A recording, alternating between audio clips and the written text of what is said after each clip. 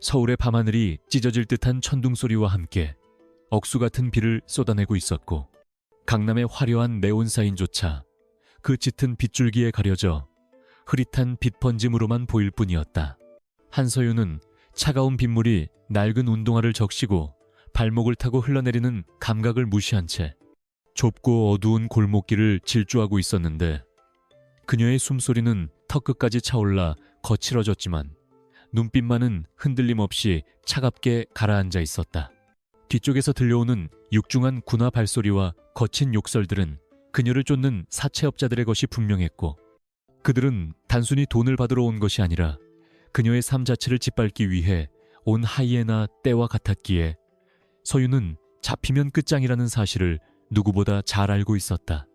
막다른 골목이 눈앞에 다가오자 그녀는 본능적으로 주변을 훑었고, 도로변에 비상등을 켠 채 정차해 있는 검은색 대형 세단 한 대가 그녀의 시야에 들어왔는데, 그것은 칠흑 같은 어둠 속에서도 위압감을 뿜어내는 최고급 마이바흐였다. 서윤은 선택의 여지가 없다는 것을 깨닫고 빗물에 미끄러질 뻔한 몸을 간신히 지탱하며 마이바흐의 뒷좌석 문을 거칠게 열어젖혔는데, 그 순간 차 안에서 흘러나온 것은 최고급 가죽 시트의 향기가 아니라 비릿하고 역겨운 피냄새였다.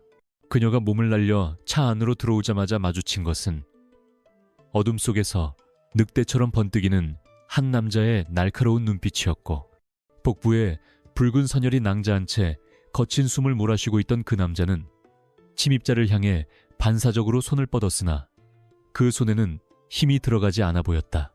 운전석에 있어야 할 기사는 이미 핸들에 머리를 박은 채 의식을 잃은 상태였고, 상황은 서윤이 예상했던 단순한 도피처가 아니라 또 다른, 어쩌면 더 거대한 위험의 소굴로 제 발로 걸어 들어온 것임을 직감하게 했다. 하지만 서윤은 비명을 지르거나 뒷걸음질 치는 대신 찰나의 순간에 차 내부의 상황을 스캔하고 남자의 상태를 분석하는 기이할 정도의 침착함을 보였다. 당장 나가. 강민혁은 흐려지는 의식을 붙잡으며 쥐어짜듯 명령했지만 그의 목소리는 빗소리에 묻힐 만큼 미약했고, 복부에서 쏟아지는 피는 그의 생명력을 빠르게 앗아가고 있었다. 서윤은 그의 경고를 무시하고 룸미러를 통해 뒤쪽에서 다가오는 검은 그림자들을 확인했는데, 사채업자들뿐만 아니라 정장을 입은 또 다른 무리가 쇠파이프를 든 채 차를 향해 다가오고 있는 것이 보였다. 지금 내가 나가면 나도 죽고 당신도 죽어. 서윤의 목소리는 건조하고 단호했으며 그녀는 망설임 없이 운전석으로 몸을 넘겨 의식을 잃은 기사를 조수석으로 밀어버린 뒤 핸들을 잡았다. 그녀의 손놀림은 일반적인 20대 여성의 것이라곤 믿기지 않을 만큼 능숙하고 기계적이었으며, 시동 버튼을 누르자 V12 엔진이 맹수의 포효처럼 울부짖으며 차체를 진동시켰다. 마이바흐는 육중한 차체를 비틀며 빗길을 치고 나갔고, 갑작스러운 출발에 당황한 추격자들이 차를 향해 무언가를 던졌지만 방탄 유리에 팅하고 튕겨나갈 뿐이었다. 서윤은 백미러를 통해 뒤따라 붙는 두 대의 SUV를 확인하고는 가속 페달을 깊게 밟았는데, 빗물로 미끄러운 노면 위에서도 그녀는 차의 무게중심을 완벽하게 제어하며 코너를 돌파했다. 뒷좌석의 민혁은 고통 속에서도 이 낯선 여자의 운전 실력에 기이함을 느꼈는데, 그녀는 단순히 운전을 잘하는 수준을 넘어 마치 전장의 지형을 읽고 퇴로를 확보하는 숙련된 요원처럼 움직이고 있었기 때문이었다. 당신 대체 누구야? 민혁이 억지로 물었지만 서윤은 대답 대신 센터페시아의 내비게이션을 조작하여 경찰서가 아닌 복잡한 재래시장 쪽으로 경로를 설정했다. 말 아껴요? 출혈이 심해. 병원으로 가면 놈들이 대기하고 있을 테니 따돌리는 게 우선이야. 추격전은 서울 도심의 복잡한 도로 위에서 치열하게 전개되었고, 빗줄기는 시야를 가리는 장애물이 아니라 오히려 서윤에게는 자신을 숨겨주는 장막과도 같았다. 뒤따라오던 SUV가 끈질기게 차체를 들이받으려 시도했지만 서윤은 급브레이크와 가속을 번갈아 사용하며 상대의 타이밍을 뺏었고, 교차로에서 신호가 바뀌는 찰나의 순간을 이용하여 반대 차선으로 역주행을 감행하는 대담함까지 보였다. 마주오던 트럭의 경적 소리가 고막을 찢을 듯 울렸지만 서윤의 표정은 미동조차 없었고 핸들을 쥔 그녀의 손등에는 핏줄이 도드라져 있었다. 그녀의 머릿속에는 오직 생존을 위한 계산만이 돌아가고 있었고 이 남자가 누구인지 왜 쫓기고 있는지는 중요하지 않았다. 단지 지금 이 순간 이 차가 그녀에게 유일한 방공호이자 무기라는 사실만이 유효했다. 한참의 추격 끝에 서윤은 좁은 고가 및 도로를 이용하여 추격자들을 따돌리는 데 성공했고 차는 인적이 드문 한강공원의 외진 주차장 구석으로 미끄러지듯 들어와 멈춰섰다. 엔진의 열기가 식기도 전에 서윤은 뒷좌석으로 넘어와 민혁의 상처를 살폈는데 그녀의 손길은 거칠지만 정확하게 지혈점을 찾아내고 있었다. 총상이네요. 관통되진 않았지만 파편이 남아있을 수도 있어요. 이대로 두면 쇼크사예요. 그녀는 차 안에 비치된 구급상자를 찾아 능숙하게 압박 붕대를 감았고 민혁은 흐릿한 시야 속에서도 그녀의 젖은 머리카락 사이로 보이는 날카로운 턱선과 감정이라고는 찾아볼 수 없는 깊고 어두운 눈동자를 뇌리에 새겼다. 그녀는 그를 구해주고 있었지만 그 태도에는 동정심이나 호의가 아닌 마치 기계적인 의무감이나 거래를 이행하는 듯한 냉정함만이 감돌고 있었다. 빚은 갚은 거야. 당신 덕분에 나도 살았으니까. 서윤은 응급처치를 마친 후 피 묻은 손을 자신의 낡은 청바지에 문지르며 무심하게 내뱉었다. 그녀는 차문을 열고 나가려다 잠시 멈칫하더니 자신의 주머니에서 꼬깃꼬깃한 편의점, 영수증 뒷면에 무언가를 적으려다 그만두고 대신 민혁의 재킷 안주머니에 자신의 손수건을 넣어주었다. 지혈솜이 부족해서 덧댄 거니까 나중에 버려요. 그리고 당신 기사, 뇌진탕 같으니 빨리 병원 데려가고. 민혁은 그녀의 손목을 잡으려 했지만 힘이 빠진 손은 허공을 갈랐을 뿐이었고 그녀는 빗속으로 걸어나가며 한 번도 뒤를 돌아보지 않았다. 빗줄기는 더욱 거세져 그녀의 뒷모습을 순식간에 집어삼켰고 차 안에는 그녀가 남기고 간 묘한 정적과 희미한 빗물 냄새만이 남았다. 강민혁은 점차 안정을 찾아가면서도 끓어오르는 호기심과 알 수 없는 패배감에 이를 악물었는데 대한민국 최고의 재벌 그룹 백산의 후계자인 자신이 이름 모를 빈민가 여자에게 목숨을 비쳤다는 사실이 믿기지 않았기 때문이었다. 그는 떨리는 손으로 그녀가 지혈해준 붕대를 만지며 방금 전까지 운전대를 잡고 도로를 지배하던 그녀의 압도적인 존재감을 되새겼다. 그녀는 평범한 시민이 아니었다. 위기 상황에서의 대처 능력, 총상을 보고도 눈 하나 깜짝하지 않는 담력, 그리고 프로레이서 뺨치는 드라이빙 스킬은 그녀가 어두운 과거를 숨기고 있음을 암시하고 있었다. 민혁은 의식이 끊어지기 직전 자신의 비서실장에게 전화를 걸어 짧고 굵은 명령을 남겼다. 찾아. 오늘 밤 내 차에 탔던 그 여자. 서울 바닥을 다 뒤집어서라도 찾아내. 서윤은 빗속을 뚫고 한참을 걸어 자신의 옥탑방과는 정반대 방향인 지하철역 화장실로 들어갔고 거울 속에 비친 자신의 모습은 처참하기 그지없었다. 물에 젖은 생쥐꼬레, 옷에는 남의 피가 묻어 있었지만 그녀는 침착하게 가방에서 미리 준비해둔 여벌옷을 꺼내 갈아입고 피 묻은 옷은 비닐봉지에 밀봉하여 쓰레기통 깊숙이 버렸다. 그녀는 알고 있었다. 자신이 방금 구한 남자가 입고 있던 슈트의 브랜드, 차의 가격, 그리고 그를 쫓던 놈들의 무장 수준을 봤을 때 그녀는 건드려서는 안 될 벌집을 건드린 셈이었다. 하지만 후회할 시간은 없었다. 그녀에게는 병원비가 밀려 당장이라도 쫓겨날 위기에 처한 할머니가 있었고 사채업자들의 추적을 피해야 하는 당면 과제가 남아 있었기에 오늘 밤의 일은 영원히 묻어둬야 할 사고일 뿐이라고 스스로에게 최면을 걸었다. 다음 날 아침 대한민국 언론은 백산그룹의 강민혁 대표가 습격을 받았다는 뉴스로 도배되는 대신 강 대표가 과로로 인한 가벼운 교통사고로 입원했다는 짧은 기사만이 보도되었다. 이것은 백산그룹 홍보팀의 철저한 언론 통제 덕분이었지만 물밑에서는 이미 거대한 태풍이 몰아치고 있었다. 강민혁은 병실 침대에서 깨어나자마자 보안팀장을 호출하여 어젯밤에 블랙박스 영상을 요구했지만 돌아온 대답은 영상이 누군가에 의해 정교하게 삭제되었다는 충격적인 보고였다. 삭제됐다고 그 짧은 시간에 민혁은 헛웃음을 지으며 침대 헤드에 몸을 기대었는데 그것은 그 여자가 단순한 조력자가 아니라 전문적인 기술을 가진 선수라는 확신을 심어주었다. 재밌군. 감히 내 차를 타고 내 목숨을 구하고 내 기록을 지우고 사라져 평생 숨을 수 있을 거라고 생각했다면 오산이야. 한편 서유는 다시 낡은 편의점 조끼를 입고 바코드를 찍으며 몸이 건조한 일상으로 돌아와 있었지만 뉴스 화면에 스치듯 지나가는 백산그룹 본사 건물을 볼 때마다 등골이 서늘해지는 것을 느꼈다. 그녀는 최대한 눈에 띄지 않게 행동하려 노력했고 스마트폰의 위치 추적 기능도 꺼둔 채 아날로그적인 삶을 가장했다. 하지만 그녀가 간과한 것이 하나 있었는데 그것은 민혁이 가진 자본의 힘과 집요함이었다.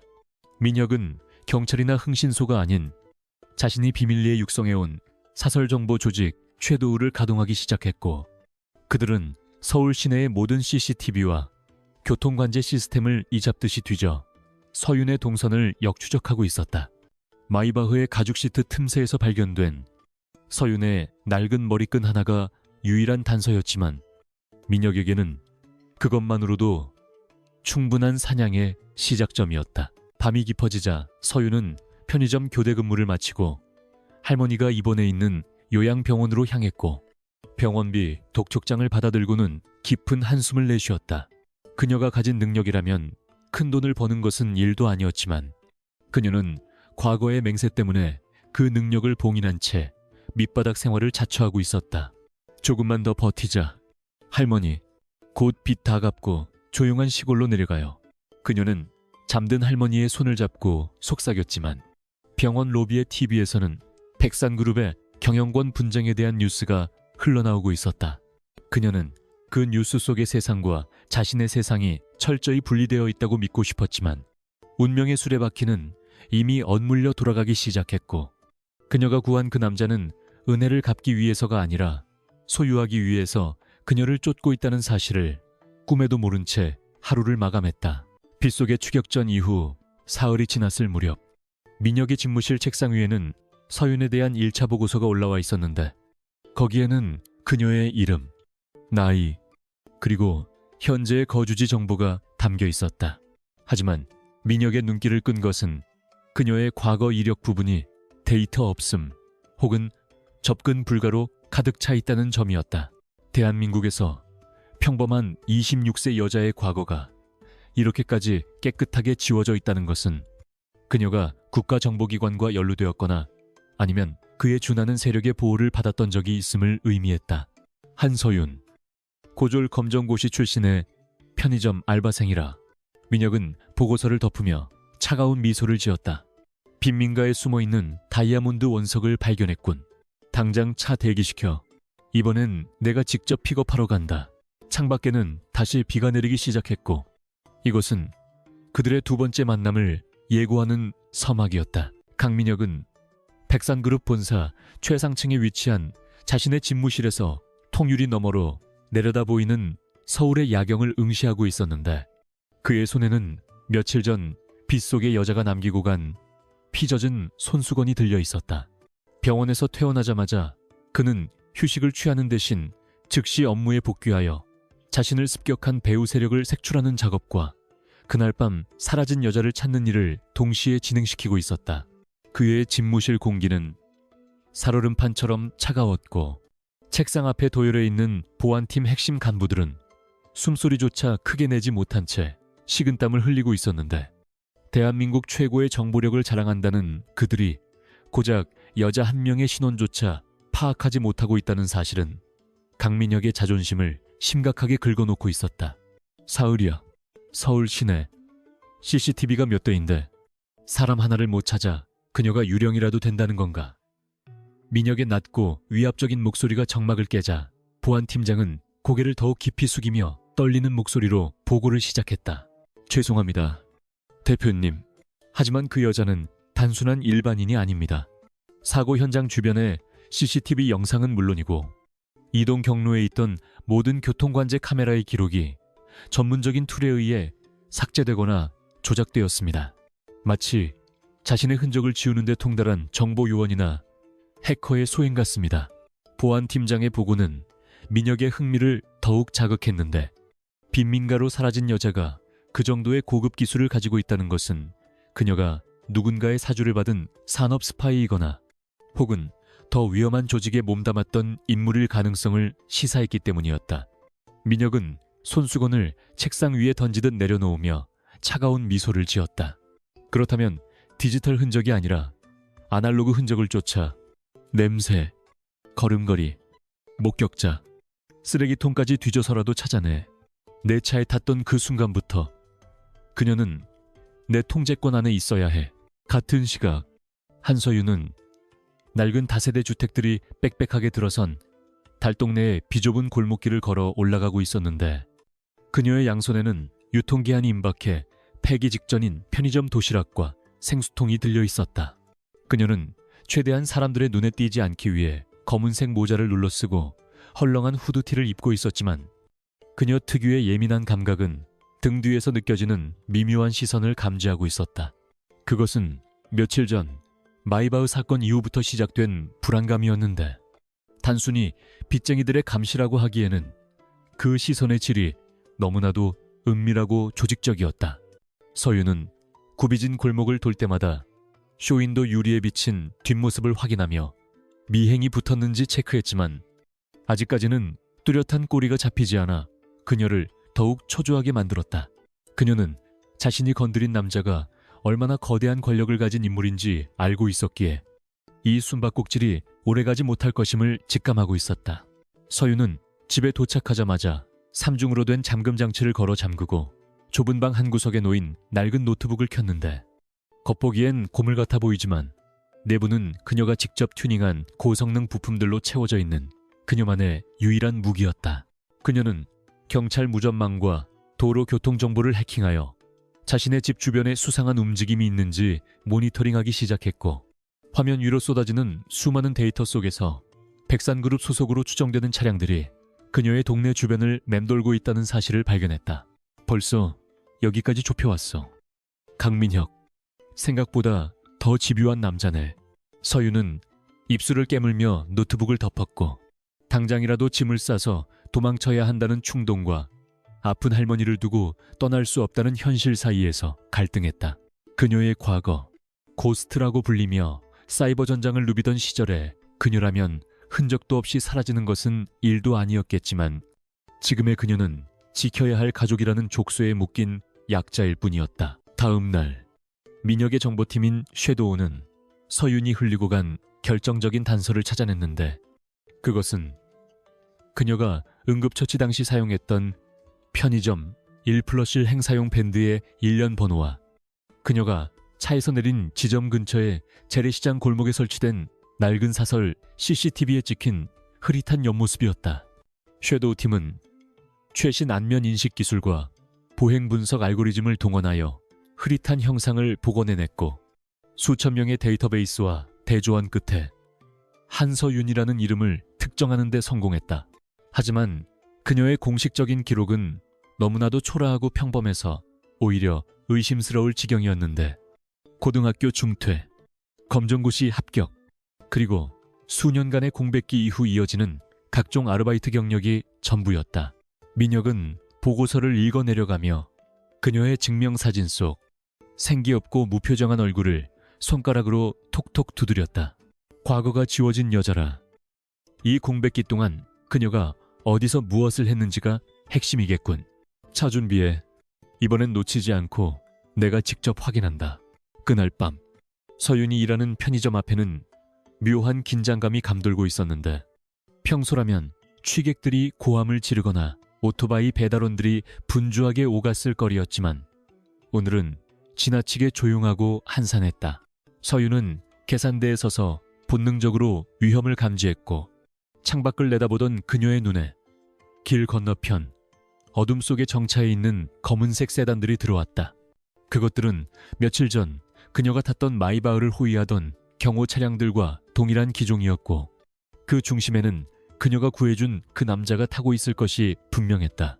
서윤은 도망칠 퇴로를 계산하며 뒷문 쪽을 힐끗거렸지만 이미 건장한 체격의 남자들이 편의점의 앞뒤 출입구를 모두 봉쇄하고 있다는 것을 깨닫고는 체념한 듯 깊은 한숨을 내쉬었다. 그녀는 앞치마를 벗어 단정하게 개어놓고는 마치 올 것이 왔다는 듯 담담한 표정으로 편의점 문을 열고 나갔다. 차가운 밤 공기 속에서 서윤이 걸어 나오자 검은 세단의 뒷좌석 창문이 스르르 내려갔고 그 안에서 강민혁의 날카로운 시선이 그녀를 꿰뚫을 듯 응시했다. 그는 차문을 열고 천천히 밖으로 나왔는데 완벽하게 재단된 슈트를 입고 꼿꼿하게 서 있는 그의 모습은 허름한 편의점 배경과 극명한 대조를 이루며 이질적인 위압감을 풍겼다. 다시 만나는군. 생각보다 빨리 찾아서 놀랐나? 아니면 벌써 도망칠 준비를 끝내고 기다린 건가? 민혁은 그녀에게 천천히 다가가며 낮게 깔린 목소리로 물었고 그의 뒤에는 경호원들이 그림자처럼 대기하고 있었다. 서윤은 주눅들지 않고 고개를 똑바로 들어 그의 눈을 마주 보았는데 그녀의 눈빛에는 두려움 대신 지독한 피로감과 경계심이 뒤섞여 있었다. 도망칠 곳이 없다는 건 당신이 더 잘 알잖아요. 백산그룹 회장님이 고작 알바생 하나 잡자고 여기까지 행차하실 줄은 몰랐네요. 민혁은 서윤의 당돌한 태도에 헛웃음을 지으며 그녀와의 거리를 좁혔는데 가까이서 본 그녀는 며칠 전보다 더 마르고 지쳐 보였지만 눈빛만큼은 여전히 살아있는 맹수처럼 빛나고 있었다. 고작 알바생. 내 차를 몰고 추격전을 벌이고 총상을 입은 사람을 능숙하게 처치하고 사라진 여자가 할 소리는 아닌 것 같은데 민혁은 주머니에서 서윤이 줬던 손수건을 꺼내 그녀의 눈앞에 흔들어 보였다. 이걸 돌려주러 온 건 아니야. 난 빚지고는 못 사는 성격이라서 말이지. 네가 내 목숨을 구했으니 보상을 해야겠는데. 내 방식대로. 서윤은 그의 손에 들린 손수건을 바라보다가 차갑게 대꾸했다. 보상 필요 없어요. 그냥 없던 일로 하고 제발 내 인생에서 꺼져줘요. 당신 같은 사람들하고 엮이면 끝이 안 좋다는 거 경험으로 아니까. 그때 골목 어귀에서 요란한 엔진 소리와 함께 낡은 승합차 한 대가 급정거하며 험상에선 사내들이 우르르 쏟아져 나왔는데 그들은 서윤을 끈질기게 괴롭히던 사채업자들이었다. 어이, 한서윤 돈 갚을 생각은 안 하고 여기서 남자랑 노닥거리고 있냐. 사채업자 두목이 쇠파이프를 땅에 끌며 위협적으로 다가왔지만 그는 곧 분위기가 심상치 않음을 감지하고 멈칫했다. 민혁의 경호원들이 순식간에 사채업자들을 포위하며 총기만 들지 않았을 뿐 살벌한 기세를 뿜어내고 있었기 때문이었다. 민혁은 눈살을 찌푸리며 사채업자들을 벌레 보듯 쳐다보다가 다시 서윤에게 시선을 돌렸다. 이게 내 현실인가? 쥐새끼들이 꼬이는 시궁창 같은 삶. 서윤은 치욕감에 주먹을 꽉 쥐었지만 반박할 수 없는 현실 앞에 입술만 깨물었다. 민혁은 손짓 하나로 경호팀장에게 신호를 보냈고 눈 깜짝할 사이에 사채업자들은 바닥에 제압당해 신음소리조차 내지 못하는 꼴이 되었다. 그는 공포에 질린 사채업자 두목에게 수표 한 장을 구겨던지며 차갑게 명령했다. 이 여자가 빚진 게 얼마든 이걸로 다 청산해. 그리고 다시는 이 여자 근처에 얼씬도 하지 마라. 만약 눈에 띄면 그땐 돈이 아니라 목숨을 내놔야 할 거야. 상황은 순식간에 정리되었고 골목에는 다시 정적만이 흘렀다. 서윤은 멍한 표정으로 그 광경을 지켜보다가 민혁을 향해 소리쳤다. 누가 도와달랬어요? 내가 해결할 수 있었어. 왜 남의 인생에 끼어들어서 마음대로 휘젓는 건데. 그녀의 외침에는 고마움보다는 자존심을 짓밟힌 분노가 서려 있었다. 하지만 민혁은 그녀의 분노를 가볍게 무시하고 한 걸음 더 다가가 그녀를 벽으로 몰아세웠는데 그의 큰 키와 넓은 어깨가 그녀의 시야를 가득 채우며 탈출구를 차단했다. 착각하지 마. 널 도와준 게 아니야. 난 투자한 내 자산을 보호했을 뿐이지. 민혁은 당황하는 서윤의 눈을 깊이 들여다보며 선언하듯 말했다. 넌 이제부터 내 거야. 빚은 내가 갚았으니 너는 몸으로 갚아야지. 내 비서, 경호원, 아니면 개. 뭐라 부르든 상관없어. 넌 내 옆에서 내가 원하는 걸 찾아내야 해. 그것은 제안이 아니라 거부할 수 없는 통보였고, 서유는 자신이 피하려 했던 거대한 폭풍의 눈 한가운데로 완전히 빨려 들어갔음을 깨달았다. 그녀의 심장은 거세게 뛰었고, 이것이 단순한 고용 관계가 아닌 그녀의 숨겨진 과거와 능력을 송두리째 흔들 위험한 계약의 시작임을 직감했다. 검은색 마이바흐의 문이 묵직한 소리를 내며 닫히자 차 안은 바깥 세상과 완벽하게 단절된 그들만의 진공 상태가 되었다. 강민혁은 서윤에게 계약서 따위는 내밀지 않았는데 이미 그녀의 가장 아픈 약점인 할머니의 신병이 백산그룹 산하의 VIP 병동으로 옮겨졌다는 사실 하나만으로도 어떤 법적 효력보다 강력한 구속력이 발생했기 때문이었다. 할머니의 수술과 재활, 그리고 남은 여생 동안의 최고급 케어, 그게 내가 네 빚을 갚아준 대가이자 앞으로 네가 받을 연봉의 선지급뿐이야. 민혁은 창밖으로 스쳐 지나가는 서울의 야경을 무심하게 바라보며 말했고, 서윤은 주먹을 꽉 쥔 채 무릎 위에 올려놓았다. 그것은 거절할 수 없는 제안이자 동시에 그녀의 발목을 잡는 황금 족쇄였다. 서윤은 자신의 자유가 할머니의 생명과 맞교환되었다는 현실을 받아들이며 떨리는 목소리를 감추고 차갑게 대답했다. 업무 내용은요. 당신 같은 사람이 고작 비서가 필요해서 이런 짓을 벌이진 않았을 테고. 민혁은 서윤의 날카로운 질문에 만족스러운 듯 입꼬리를 살짝 올리며 고개를 돌려 그녀를 응시했다. 비서실 소속이지만 네, 진짜 업무는 커피를 타거나 일정을 관리하는 게 아니야. 넌 내 눈과 귀가 되어야 해. 그룹 내부에 숨어있는 쥐새끼들을 찾아내고 나를 향한 위협을 사전에 감지해서 제거하는 것. 그게 네가 해야 할 일이다. 그는 서윤이 단순한 빈민가 여자가 아니라 고도로 훈련된 전문가임을 이미 간파하고 있었기에 그녀의 능력을 10분 활용할 작정이었다. 내일 아침 7시 본사로 출근해. 옷차림은 신경 쓰지 마. 어차피 네가 뭘 입든 사람들은 너를 바닥에서 온 이방인 취급할 테니까. 차가 서윤의 옥탑방 앞에 멈춰섰을 때 민혁은 마지막 경고를 덧붙였다. 도망칠 생각은 하지 마. 내 할머니의 호흡기를 쥐고 있는 건 이제 의사가 아니라 나니까. 서윤은 대답 없이 차에서 내렸지만 그녀의 눈빛은 패배감보다는 도끼로 번들거리고 있었다. 다음 날 아침, 대한민국 경제의 심장부라 불리는 여의도 백산그룹 본사 로비에 한서윤이 나타나자 수많은 직원의 시선이 그녀에게 꽂혔다. 최고급 정장을 차려입은 엘리트들 사이에서 단정하지만 저렴한 기성복 정장과 낡은 구두를 신은 서윤의 모습은 마치 백조 무리에 섞인 미운 오리 새끼처럼 이질적이었다. 그녀는 쏟아지는 호기심과 경멸 어린 시선들을 무시한 채 안내 데스크를 통과하여 임원 전용 엘리베이터로 향했다. 보안 요원이 그녀를 제지하려 했으나 미리 등록된 그녀의 사원증을 태그하자 차단기가 열리며 삐빅하는 소리가 로비에 울려 퍼졌다. 엘리베이터가 초고속으로 상승하는 동안 서윤은 귀가 먹먹해지는 것을 느끼며 자신이 이제 되돌릴 수 없는 강을 건넜음을 실감했다. 그녀가 도착한 곳은 그룹의 최상층, CEO 집무실과 비서실이 위치한 일명 로열층이었다. 비서실 문을 열고 들어서자 냉랭한 공기와 함께 숨막히는 긴장감이 피부에 와닿았다. 최고 명문대 출신의 재원들로 구성된 비서실 직원들은 서윤을 위아래로 훑어보며 노골적인 불쾌감을 드러냈는데 특히 비서실장인 김 팀장은 서윤의 이력서를 보고 콧방귀를 뀌며 그녀를 맞이했다. 회장님이 직접 채용하신 분이라길래 대단한 경력자인 줄 알았더니 고졸 검정고시에 편의점 알바 여기가 자선단체인 줄 아나 봐요. 김 팀장의 말에 주변 직원들이 킥킥거리며 비웃었지만 서윤은 표정 하나 변하지 않고 또박또박 대꾸했다.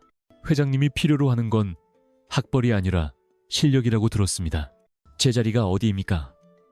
그녀의 당돌한 태도에 김 팀장의 얼굴이 불그락부르락해졌지만 회장의 직접 지시로 채용된 인물이라 함부로 내쫓을 수도 없는 노릇이었다.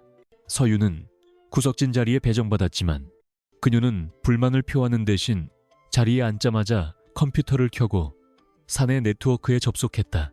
겉으로는 업무 매뉴얼을 숙지하는 척했지만 실제로는 그녀의 손가락이 키보드 위를 춤추듯 움직이며 보안 시스템의 백도어를 탐색하고 있었다.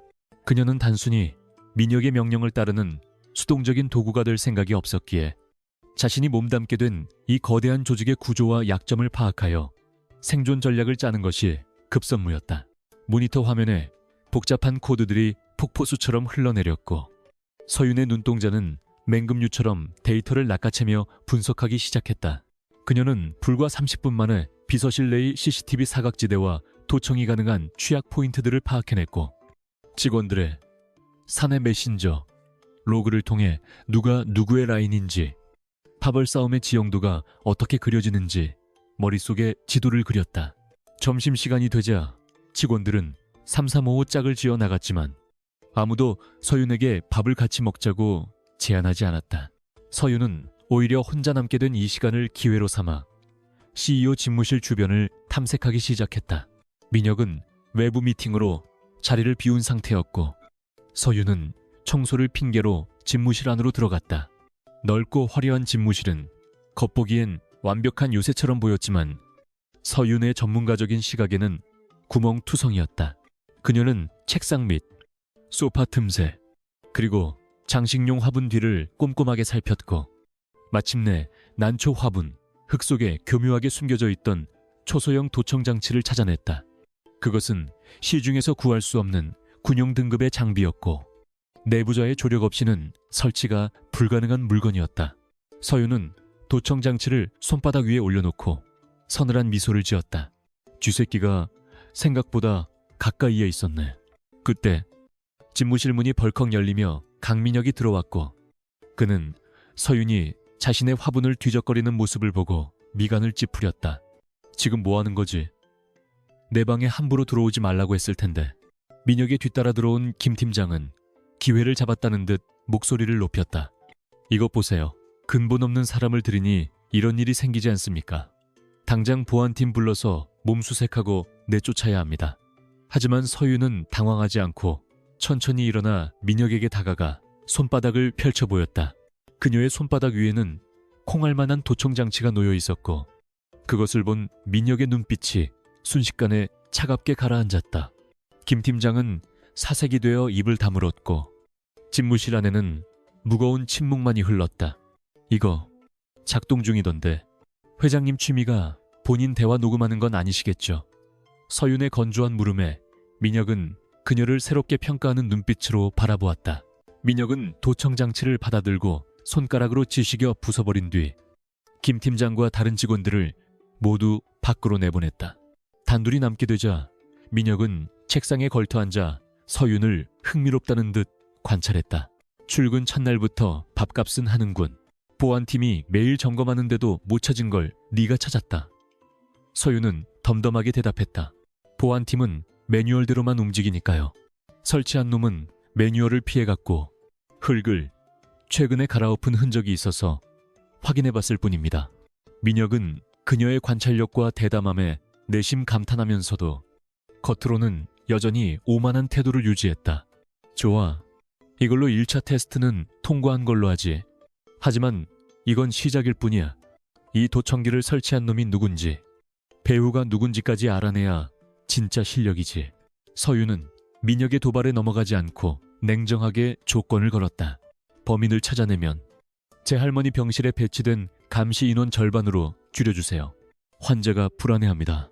민혁은 그녀의 당돌한 요구에 헛웃음을 지었지만 그녀가 가진 능력의 가치를 인정하기에 고개를 끄덕였다.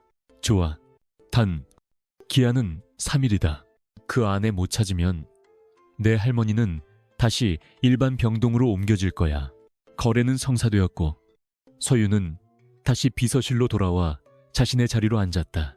이제 그녀에게 백산그룹은 단순한 직장이 아니라 보이지 않는 적들과 싸워야 하는 전쟁터이자 할머니를 지키기 위한 사냥터가 되었다. 그녀는 모니터 화면을 응시하며 범인의 흔적을 찾기 위해 로그 기록을 역추적하기 시작했고 그녀의 눈빛은 밤새 내리던 비보다 더 차갑고 깊게 빛나고 있었다. 퇴근 시간이 지나고 사무실의 불이 하나둘씩 꺼져갔지만 서윤은 자리를 지키며 수많은 CCTV 영상을 16뱃속으로 돌려보고 있었다. 그녀는 도청기가 설치된 것으로 추정되는 시간대의 영상을 분석하던 중 청소 용역업체의 직원으로 위장한 한 남자가 수상한 움직임을 보이는 것을 포착했다. 하지만 그 남자는 단순히 하수인일 뿐 진짜 몸통은 내부에 있을 것이 분명했다. 서윤은 그 남자의 출입 기록과 동선을 파악하여 그가 비서실장 김 팀장의 개인 사무실에 잠시 머물렀다는 사실을 발견했다. 모든 정황이 김 팀장을 가리키고 있었지만 서윤은 서두르지 않았다. 너무 뻔한 단서는 함정일 가능성이 높았기 때문이었다. 그녀는 더 깊은 곳, 김 팀장을 조종하거나 혹은 김 팀장을 희생양으로 삼으려는 더 거대한 그림자를 쫓기 위해 밤을 지새웠다. 새벽 2시, 텅 빈 사무실의 정적을 깨고 서윤의 타자 소리만이 타닥타닥 울려 퍼졌다. 그녀는 과거 고스트 시절의 감각을 되살려 그룹 내부 서버에 깊숙한 곳까지 침투했고 마침내 프로젝트 바벨이라는 암호화된 폴더를 발견했다. 그 폴더는 민혁의 사촌 동생이자 그룹 내 라이벌인 강준수가 관리하는 비자금 장부와 연결되어 있었고 도청을 통해 얻은 정보들이 실시간으로 그쪽 서버로 전송되고 있었다. 서윤은 입술을 깨물며 의자에 몸을 기대었다. 적은 내부에 있었고 그 적은 민혁의 혈육이었다. 이것은 단순한 기업 내 파벌 싸움이 아니라 왕좌를 차지하기 위한 피 튀기는 고륙 상쟁의 서막이었다. 서윤은 자신이 이 거대한 싸움의 최전선에 서게 되었다는 사실을 뼈저리게 느끼며 모니터 불빛에 비친 자신의 창백한 얼굴을 바라보았다. 도망칠 수 없다면 이겨야 해. 그녀는 나지막이 중얼거리며 다음날 아침 민혁에게 보고할 자료를 정리하기 시작했다. 백상그룹 본관 대회의실의 공기는 숨막힐 듯 무거웠고 긴 테이블을 사이에 두고 마주 앉은 이사들의 면면에는 긴장감이 역력했다. 오늘은 그룹의 향방을 결정지을 임시 주주총회가 열리는 날이었고 안건은 강민혁 대표이사의 해임안이었다. 민혁의 숙부이자 그룹의 2인자인 강인철 부회장은 회심의 미소를 감추며 자리에 앉아 있었고 그 옆에는 그의 아들 강준수가 득에양양한 표정으로 두툼한 서류 뭉치를 만지작거리고 있었다. 강 대표, 자네가 지난 분기 해외 법인 인수 과정에서 500억 원의 비자금을 조성했다는 제보가 들어왔네. 여기 증거 자료도 명확하고 말이야. 강인철이 신호를 보내자 강준수는 기다렸다는 듯 프레젠테이션 화면을 띄웠고 그곳에는 조작된 회계장부와 민혁의 서명이 들어가니면 계약서가 적나라하게 드러났다. 주주들은 웅성거리기 시작했고 민혁을 지지하던 이사들조차 당혹감을 감추지 못한 채 서로의 눈치만 살피고 있었다. 민혁은 표정 변화 없이 침착하게 앉아 있었지만 책상 아래 쥐고 있는 주먹에는 힘이 들어가 있었다. 그들이 준비한 자료는 너무나 정교해서 당장 반박할 데이터를 제시하지 못한다면 경영권을 뺏기는 것은 시간 문제였다. 민혁이 입을 열어 반론을 제기하려는 찰나 굳게 닫혀있던 대회의실의 육중한 문이 열리며 또각또각 구두 소리가 정적을 깼다. 모든 시선이 문 쪽으로 쏠렸고 그곳에는 한서윤이 서 있었다. 그녀는 평소의 수수한 차림이 아닌 민혁이 미리 준비해둔 세련된 검은색 정장을 완벽하게 소화한 채 한 손에는 태블릿 PC를 들고 당당하게 걸어 들어오고 있었다. 회의 진행을 방해해서 죄송합니다만 정정해야 할 데이터가 있어서 들어왔습니다. 강준수가 벌떡 일어나 소리쳤다.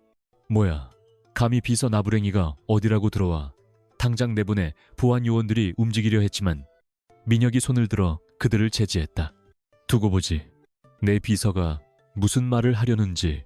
민혁의 눈빛은 서윤에게 고정되어 있었고 그 눈빛에는 실수하면 죽는다는 무언의 압박과 동시에 어디 한번 보여봐라는 기대가 섞여 있었다. 서윤은 강준수의 고함에도 아랑곳하지 않고 단상으로 올라가 메인 서버와 자신의 태블릿을 연결했다. 방금 강준수 상무님이 제시하신 자료는 겉보기엔 완벽해 보이지만 치명적인 오류가 있습니다. 서윤의 목소리는 차분하지만 강단 있게 회의실 전체에 울려 퍼졌다. 그녀는 화면을 전환하여 복잡한 자금 흐름들을 띄웠는데 그것은 일반적인 회계사들도 찾아내기 힘든 암호화된 서버 로그 기록이었다. 자금은 해외 법인으로 흘러간 것이 아니라 페이퍼 컴퍼니인 블루오션으로 입금되었습니다.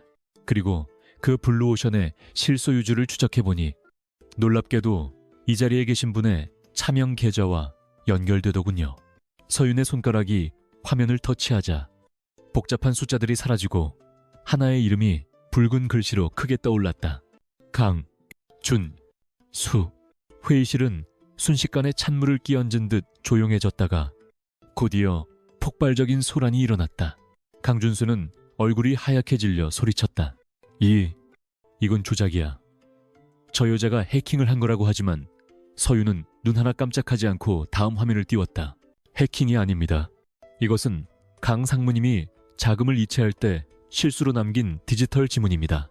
보안 서버에 접속한 IP 주소가 강 상무님의 개인 집무실로 확인되었습니다. 시간은 지난주 금요일 새벽 2시 14분.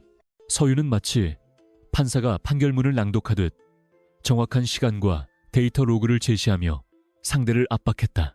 또한 민혁 대표님의 서명 역시 디지털 포렌식 결과 다른 문서에서 캡처하여 합성된 것임이 드러났습니다. 픽셀 단위의 오차와 해상도 차이가 이를 증명합니다. 그녀가 확대한 서명 이미지에는 미세한 경계선에 부자연스러움이 선명하게 드러났고 주주들은 경악하며 강인철 부녀를 노려보기 시작했다. 서윤은 단순히 방어만 하는 것이 아니라 상대의 목덜미를 물어뜯는 완벽한 역공을 펼치고 있었다. 그녀의 분석은 논리적이었고 제시하는 증거는 반박 불가능할 정도로 명확했다. 민혁은 팔짱을 낀 채 서윤의 브리핑을 지켜보며 가슴속 깊은 곳에서 전율이 일어나는 것을 느꼈다. 그녀는 자신이 생각했던 것보다 훨씬 더 위험하고 동시에 매혹적인 무기였다. 상황은 완전히 역전되었다. 강인철 부회장은 헛기침을 하며 사태를 수습하려 했지만 이미 주주들의 신뢰는 바닥으로 떨어진 상태였다. 이건 뭔가 착오가 있는 것 같군. 추후에 다시 논의하도록 하지. 그는 아들의 팔을 거칠게 잡아끌며 회의실을 빠져나가려 했지만 민혁의 차가운 목소리가 그들의 등 뒤를 찔렀다. 가시는 건 자유지만 배임 및 횡령 혐의에 대한 법적 책임은 피하지 못하실 겁니다.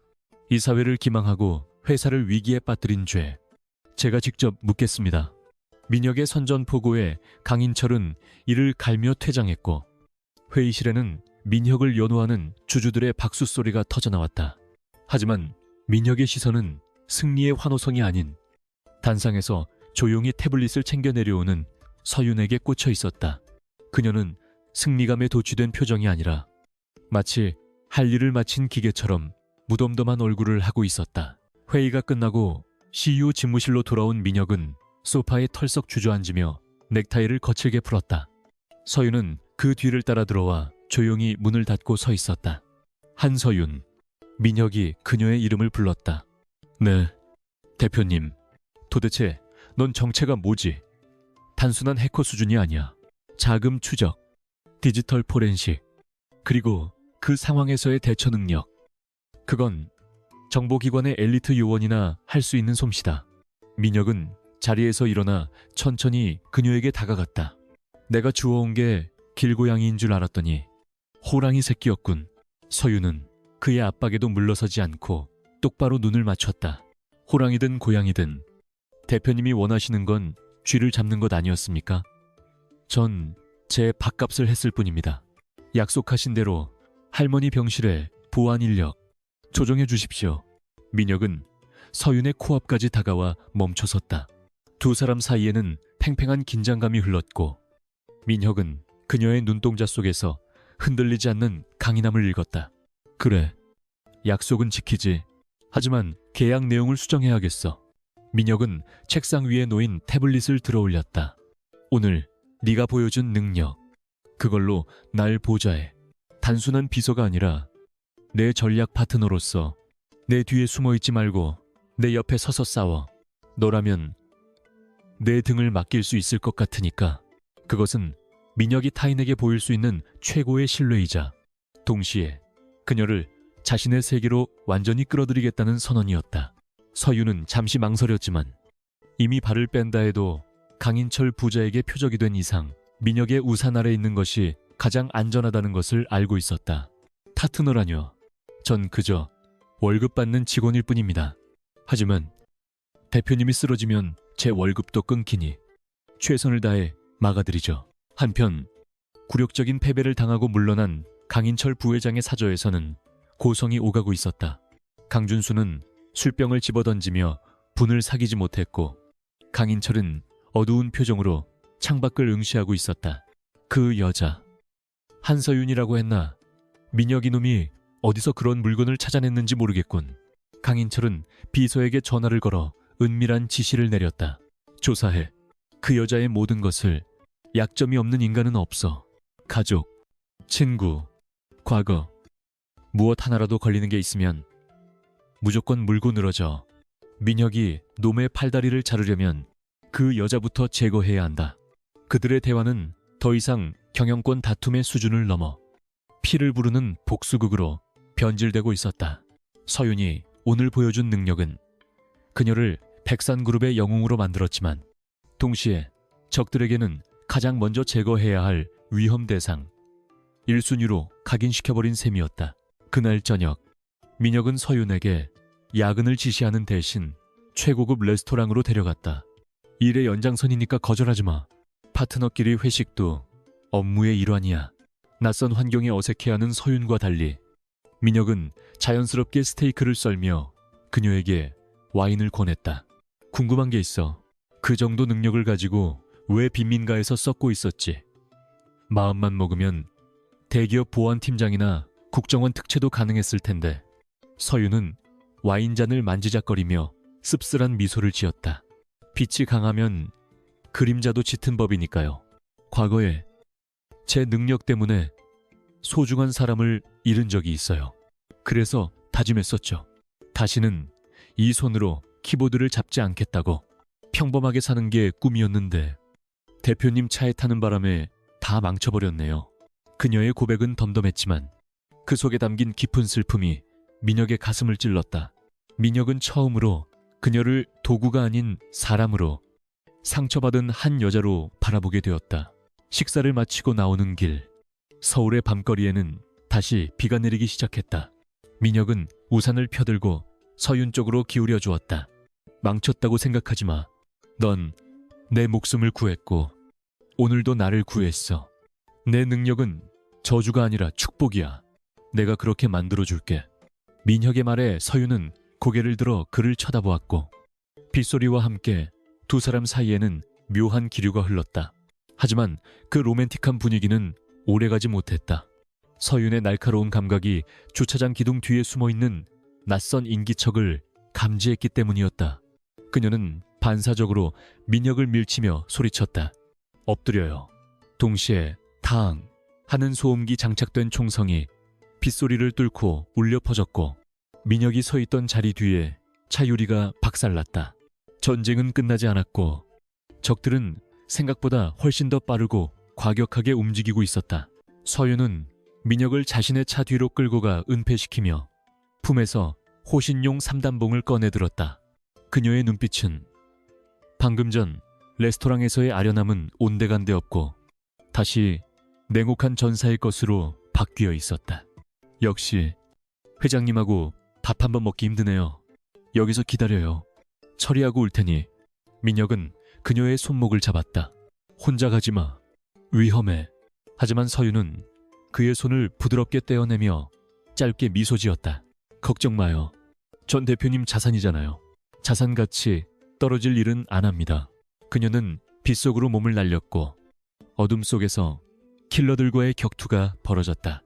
민혁은 휴대폰을 꺼내 보안팀을 호출하며 빗줄기 사이로 보이는 서윤의 춤추는 듯한 액션을 바라보았다. 그녀는 그에게 단순한 파트너 이상이 되어가고 있었고 그는 이제 그녀 없이는 이 전쟁을, 아니 자신의 삶을 상상할 수 없게 되어버렸다는 사실을 깨달았다. 지난밤의 총격 사건 이후 백산그룹 본사는 전시 상황을 방불케 하는 살벌한 경비태세에 돌입해 있었고 강민혁의 집무실 주변에는 무장 경호원들이 개미 새끼 한 마리 지나가지 못할 만큼 철통 같은 방어선을 구축하고 있었다. 민혁은 자신의 목숨을 노린 배후가 숙부인 강인철 부회장임을 확신하고 있었지만 물증이 부족하여 섣불리 움직이지 못한 채 끓어오르는 분노를 억누르며 창밖을 응시하고 있었다. 그는 서윤을 자신의 사저로 피신시키려 했지만 그녀는 단호하게 거절하고 출근을 강행했는데 그녀의 이런 고집은 단순한 오기가 아니라 적들이 자신을 노리고 있다는 사실을 직감한 승부사적 기질에서 나온 것이었다. 서윤은 비서실 자기 자리에 앉아 평소와 다름없이 업무를 보고 있었지만 그녀의 신경은 날카롭게 곤두서 있었고 모니터 화면 속의 숫자들이 아닌 주변의 공기 흐름 하나하나에 예민하게 반응하고 있었다. 그때 그녀의 개인 휴대폰으로 발신자 표시 제한 전화가 걸려왔고 수화기 너머로 들려온 변조된 기계음은 그녀의 심장을 덜컥 내려앉게 만들었다. 한서윤 씨, 할머니께서 병원밥이 입에 안 맞으신다는데 우리가 좀 더 편한 곳으로 모셨어. 놈들의 목소리는 비열하고 끈적거렸으며 곧이어 전송된 영상 메시지 속에는 병원이 아닌 낯선 폐창고 의자에 묶여있는 할머니의 모습이 담겨 있었다.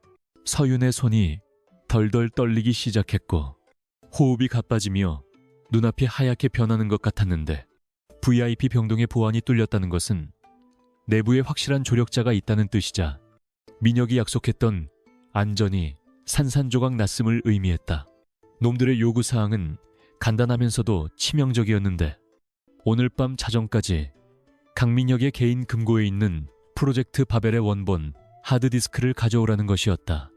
만약 경찰에 알리거나 강민혁에게 이 사실을 발설할 경우 할머니의 산소호흡기는 그 즉시 제거될 것이라는 끔찍한 협박이 이어졌다.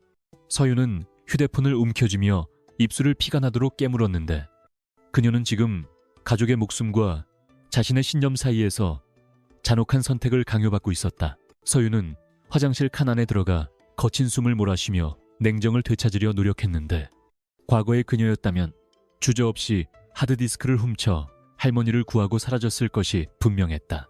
하지만 지금의 그녀는 달랐다. 민혁은 그녀를 도구로 이용하려 했던 처음의 의도와 달리 지난밤 그녀를 위해 몸을 던지려 했고 그녀를 진정한 파트너로 인정해 주었던 사람이었다. 그를 배신하는 것은 단순히 계약 위반이 아니라 인간으로서의 마지막 자존심을 버리는 일이었다. 서윤은 세수를 하고 차가운 물로 얼굴을 적신 뒤 결연한 눈빛으로 거울 속에 자신을 바라보았다. 속이지 않아. 이용당하지도 않을 거야. 내 방식대로 끝낸다.